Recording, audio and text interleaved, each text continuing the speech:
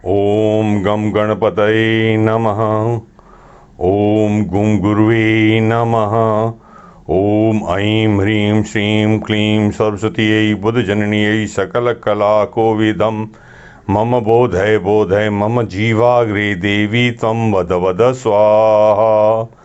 ओम व्यां वेदव्यासाय नमः। ओम भक्तिदेव्यै नमः। ओम ज्ञानाय नमः। ओम वैराग्याय नमः। ओम क्लीं कृष्णाय नमः। ओम गोपीजनवल्लभाय नमः। ओम पुरुषोत्तमाय नमः।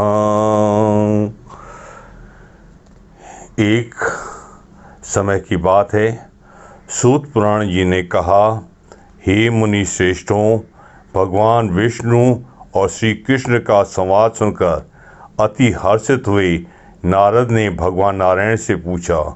श्री विष्णु पुरुषोत्तम मास को बैकुंठ में लेकर आए और उसके पश्चात क्या हुआ वह बताओ। साथ साथ अर्जुन कृष्ण की कथा भी सुनाओ, क्योंकि वह कथा लोगों को हितकर होने वाली है। भगवान नारायण बोले, हे नारद, श्री विष्णु पुरुषोत्तम मास को बैकुंठ में ले आए, उसको वह प्रसन्न हुआ।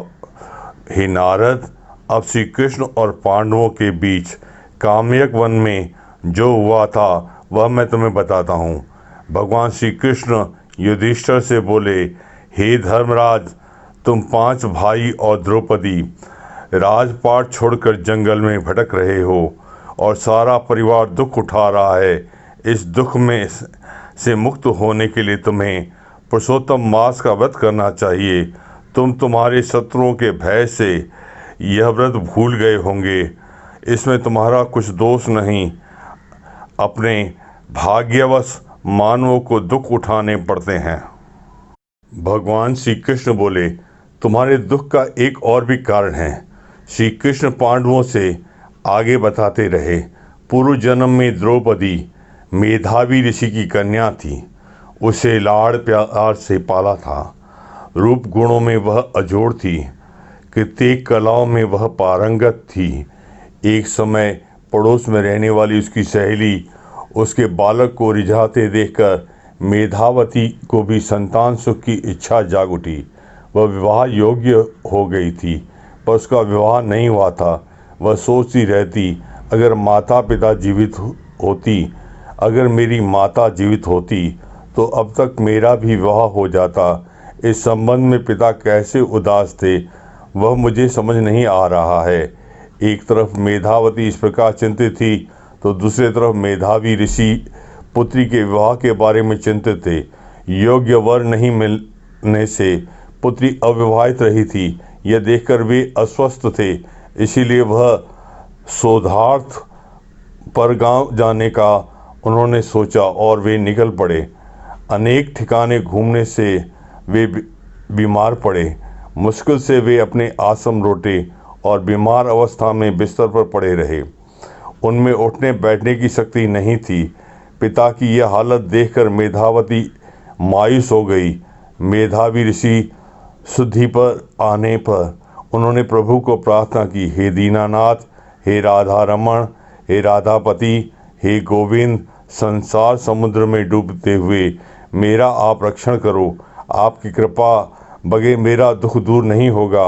आप मुझ जैसे निराधार का आधार हैं। आपको मैं नमस्कार कर रहा हूँ। मेधावी ऋषि की इस प्रकार की स्तुति सुनकर विष्णु लोक में से भगवान के दूत मेधावी ऋषि के पास आकर उनका आत्मा भगवान विष्णु के चरण कमल में पहुंचा दिए। यहाँ आश्रम में पिता की मृत्यु से मेधावती तीव्र शोक कर रही थी। पिता का शव अपने गोद में रखकर रोते रोते बोलने लगी, हे पिता, आप मुझे अविवाहित छोड़कर चले गए। अब मेरे माता बहन भाई कोई रिश्तेदार नहीं।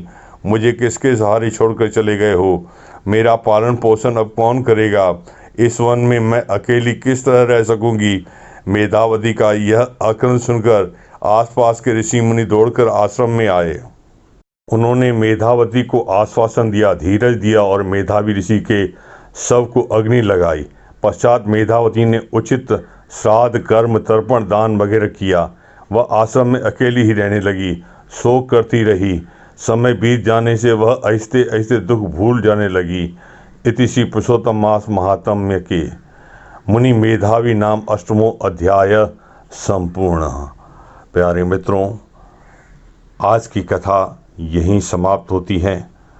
अब भगवान श्री कृष्ण की शरण लेते हुए हम कल तक की प्रतीक्षा करेंगे। श्री कृष्ण शरणम मम, श्री कृष्ण शरणम मम।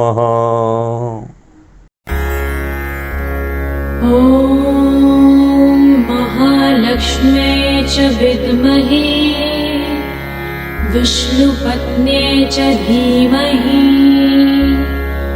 तन्नो लक्ष्मीः प्रचोदयात्।